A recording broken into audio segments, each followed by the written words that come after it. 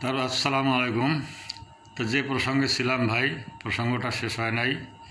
তো আমি ছোটোবেলায় পাকিস্তান আমলের কথা বলছি, 60-এর দশকের কথা, 70-এর দশকের কথা। তো তখন তো মোটামুটি ভালোই যে আমার জ্ঞান হয়েছে, আমি কিশোর তখন। তো আমার দাদার কাছে গল্প শুনছি যে আমার বাবার এক বন্ধু সহপাঠী, ছেলেটা উনি তখন কিশোর বা তরুণ, কি একটা অন্যায় করেছিলেন, আমার দাদা তাকে 2টা থাপ্পড় দিয়েছিলেন। তো সে তো বাড়ি যে বলার সাহস নাই ওনার, আমার বাবার বয়সে, আমার বাবার বন্ধু, খেলার সাথী, পাশা প্রতিবেশী, বলার সাহস নাই। তারপরেও ওই লোকটার বাবার কানে চলে গেছে। সন্ধ্যার পরে কাছারি ঘরে আমরা ভিতরে পড়তেছি, দাদা বারান্দায় কোরআন কিতাব হাদিস নিয়ে বসে আছেন। মাঝে মাঝে লোকজন আসে ঝাড়ফুঁক নিতে, এটা ওটা করতে। তো ওই সময় ওই লোক আসছেন, কাজী সাহেব। আমি এসে দাদাকে সালাম দিয়ে বলছেন যে, খান সাহেব, তোমার সাথে আমার শত্রুতা কবে থেকে? ওনারাও সমবয়সী। তা আমার দাদা বলছেন, কেন কাজী সাহেব, কী হয়েছে? বসো। বলছে যে, তুমি এহিয়াকে মারছো? ওনার নাম ছিলেন কাজী গোলাম এহিয়া। বলে, হ্যাঁ। তো তুমি মারলে আসে হাইটে বাড়ি গেল, এ কি ভালো হবে? এ মারে কিছু শাসন হলো তার? আমার ঘাড়ে করে কেন নিয়ে যেতে হলো না? এর পরিণতিতে কি হলো? ওই কাজীর বেটা মনে করলেন যে আমার বাবা শুধু এই কাজী সাহেব না, ওই খান সাহেবও আমার বাবা।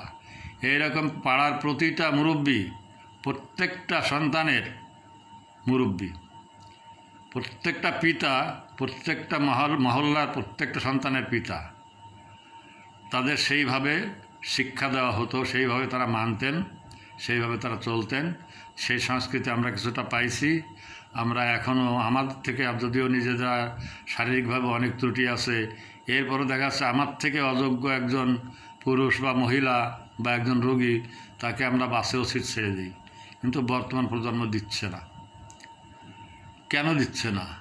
এই ত্রুটিটা কিন্তু আমার সেই অশিক্ষিত অক্ষর জ্ঞানহীন দাদা নানাদের নয়, আমার বাবা চাচাদেরও নয়। এই ত্রুটিটা আমাদের প্রজন্ম, যারা আমরা আমাদের সন্তানদের এই শিক্ষাটা দিচ্ছি না। পরিণতিতে আমার দেখা যাচ্ছে যে আমরা অবহেলিত হচ্ছি, আর এই যে সন্তানরা এখন গড়ে উঠতেছে, এরা আবার তাদের সন্তানদের দ্বারা অবহেলিত হবে। দিবস পালন করে কোনো লাভ হবে না ভাইজান, আমার দেশবাসী, ভাই, বন্ধু, স্নেহভাজন, কোনো লাভ হবে না। শিক্ষার দিকে মনোযোগ দেন, শিক্ষায় পরিবর্তন আনুন, স্কুল কলেজের পরিবর্তন আনুন, শিক্ষা ব্যবস্থার সম্পূর্ণ ঢেলে সাজাতে হবে, যেখানে থাকবে মানবিক, সামাজিক এবং ধর্মীয় অনুশীলন। যার যার ধর্ম সে যদি পুরোভাবে পালন করে, তো তাহলে তাদের পক্ষে খারাপ কাজ করা খুব সহজ হয় না। হিন্দু ধর্মেও, ধর্মগ্রন্থে নিঃসন্দেহে ভালো ভালো কথা আছে, খ্রিস্টান ধর্মেও ভালো কথাগুলোই আছে, বৌদ্ধ ধর্মেও ভালো কথাগুলোই আছে। তা সেই কথাগুলো প্রত্যেকের ধর্ম, একজন হিন্দু যদি খাঁটি হিন্দু হয়, তাহলে অন্য ধর্মের প্রতি তার অশ্রদ্ধা আসবে না, কটাক্ষ করবে না, এবং তার নিয়ে কোনো রকম অবহেলা করবে না, অসম্মান করবে না। একজন খাঁটি মুসলমান কখনো অন্য ধর্মাবলম্বী লোককে বা ধর্মকে ছোট করে দেখবেন না, বা দেখার নির্দেশ নেই, নিষেধ আছে রীতিমতো, খুব কঠিন ভাষায় নিষেধ আছে। যার যার ধর্ম সে স্বাধীনভাবে পালন করবেন, ধর্ম নিয়ে কোনো জবরদস্তি নেই। হ্যাঁ, দাওয়াত দেওয়া যাবে, আপনি ওইটাতে এই ত্রুটি আছে, আর এই ধর্মটা ভালো বা এই আচরণটা ভালো, এইটা আপনারা আসেন। মিষ্টি করে সুন্দর ভাষায় মমতার সাথে তাদের আহ্বান করা যাবে, দাওয়াত দেওয়া যাবে, কিন্তু জবরদস্তি নেই। এবং কারোর আচার অনুষ্ঠানে কোনো রকম বিঘ্ন সৃষ্টি করা যাবে না।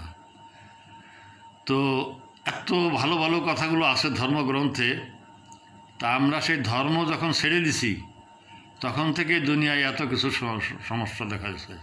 খ্রিস্টানরা, আমি ইউরোপেরও 8-10টা দেশ ঘুরছি, দীর্ঘদিন থাকছি ইউরোপে।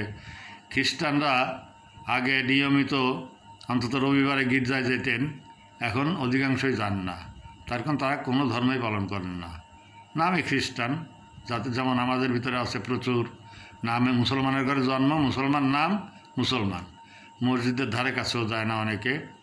তারপর নামাজ কালামের সম্পর্কে, দোয়া কালাম সম্পর্কে জানেন তো নাই, এবং আদব লিহাজ বা ধর্মীয় অনুশাসন বা শালীনতাবোধ, ভদ্রতা এগুলো জানেনই না। আর আমাদের তথাকথিত কিছু বুদ্ধিজীবী আছেন, তাদের তো এক একটা জিনিস সম্পর্কে চুলকানি হয়। আর নাস্তিক যারা আছেন আমাদের এই যে ভারতবর্ষে বা বাঙালিদের ভিতরে, বাংলাদেশে, এই নাস্তিকরা কিন্তু নাস্তিক না। নাস্তিকতা সমাজের জন্য খুব ক্ষতিকারক না। ধর্ম মানে না, ভালো কথা, যে মানে সে মানুক, কিন্তু কোনো একটা বিশেষ ধর্মকে বিদ্বেষের চোখে দেখা বা ধর্ম বিদ্বেষী হওয়া অত্যন্ত খারাপ। সে মুসলমানের ঘরে জন্ম নিক, হিন্দুর ঘরে জন্ম নিক বা খ্রিস্টানের ঘরে জন্ম নিক, ধর্ম বিদ্বেষী, সম্প্রদায় বিদ্বেষী, গোষ্ঠী বিদ্বেষী বা প্রতিবেশী বিদ্বেষী এই লোকগুলো হলো সবচেয়ে মারাত্মক। এদের জন্যই সমাজ কলুষিত হয়, এদের জন্যই দেশ নষ্ট হয়, সমাজ রাষ্ট্র নষ্ট হয়, বিশ্ব নষ্ট হয়। তো অনেক কথাই বলা যাবে, অনেক উদাহরণও আছে। তো আপনাদের বিরক্তির উদ্রেক করতে চাই না, একই কথাই বারবার আসে ঘুরে ফিরে, যে অবশ্যই পাঠ্যপুস্তকে আমাদের পরিবর্তন আনা উচিত, শিক্ষকদের পরিবর্তিত হওয়া উচিত, শিক্ষকদের শিক্ষক হতে হবে। ছোটোবেলায় আমরা দেখছি শিক্ষকরা কেউ বলতেন না যে আমি চাকরি করি, তো তারা চাকরি শব্দটা পরিচয় দিতে তাদের লজ্জাবোধ হতো, ছোট হতেন, তারা পরিচয় দিতেন আমরা শিক্ষকতা করি।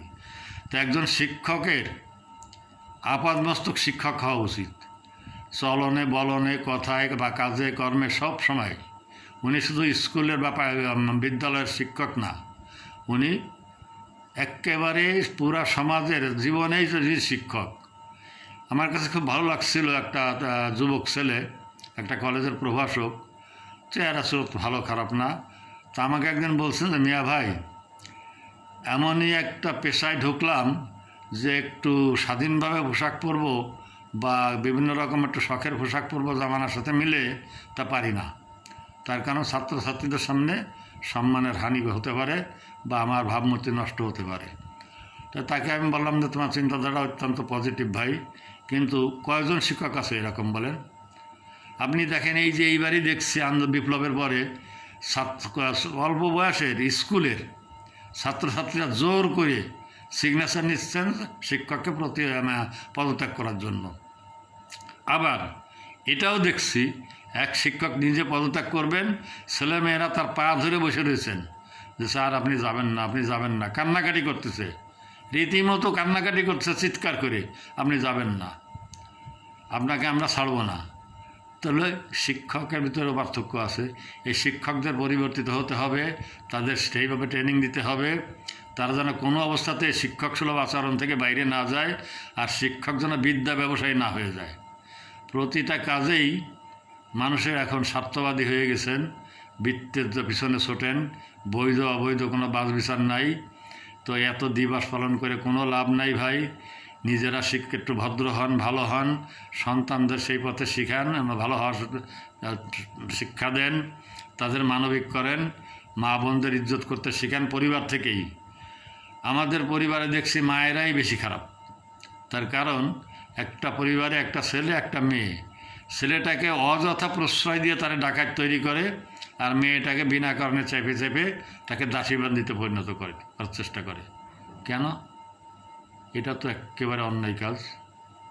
তাহলে ওই ছেলে নিজের বোনকে সম্মান করবে না, মাকে সম্মান করবে না, পরবর্তীতে সে বাইরে যে অন্য মহিলাদের কেন সম্মান করবে? সে তো মনে বুঝেই গেছে যে আমি দেবতা হয়ে জন্ম নিছি আর নারীরা দাসী।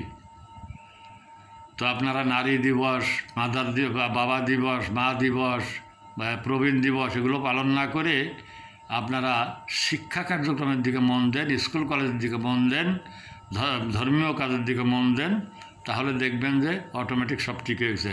প্রত্যেকটা পরিবার ঠিক হলে তাহলে সমাজ ঠিক হয়ে যাবে, সমাজ ঠিক হলে দেশ ঠিক হবে, দেশ ঠিক হলে বিশ্ব ঠিক হবে। ধন্যবাদ সবাইকে।